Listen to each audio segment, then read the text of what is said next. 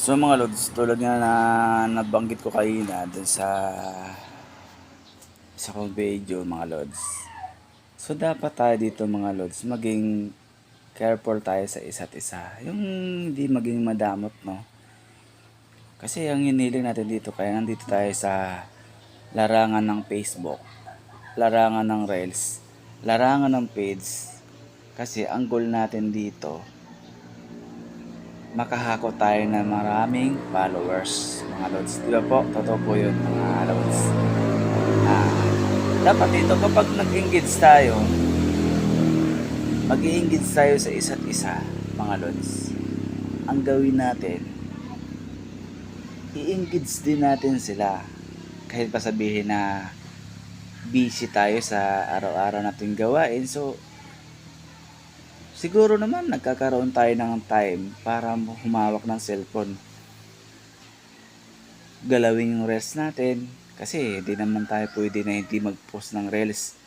Kailangan makapag-post tayo ng reels sa araw-araw. Kahit may, sabi nga nila, kailangan mo mag-post sa reels mo ng kahit mga 8 videos. Isang oras, isang video mo. Hindi naman siguro kahabaan yung mga video na ipopost natin sa reels, mga lods, diba? Kasi yung reels natin, hindi naman talaga umaabot ng 8 minutes yan. So sa reels na siguro mga within mga 1 minute, half minutes, ganun, at 30 seconds lang pwede. Pero sa akin mga lods, yung sinabi ko na bakit ko kanina, no? Kung kailangan natin magpadami ng followers, dapat hindi tayo maging madamot din sa kanila na i-follow natin sila.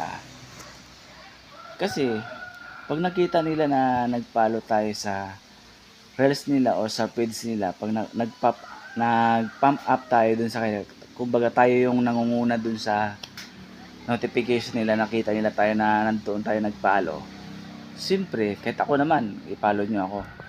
Magpa-follow back agad ako sa inyo. Kasi yun po ang goal ko dito.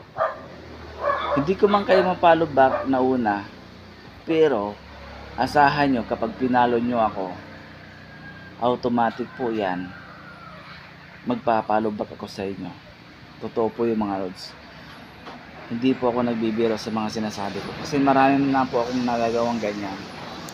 Sobrang dami kong mga pinalo, nag-follow sa akin, pinapollow back ko kaagad. So mas marami akong pinalo na hindi ako pinalo back. Hindi ko alam kung bakit. So, ang minsan kasi ang iba, ina-unfollow ko sila. Kasi naawa din naman kasi gasino lang ba yung isang follow?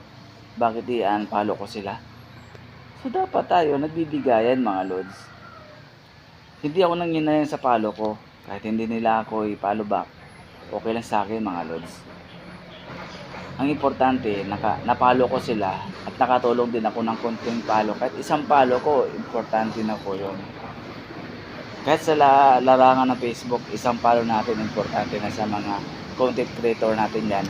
Tulad natin ng mga small content creator pa lang tayo. Yung iba kasi, mga big time content creator na sila.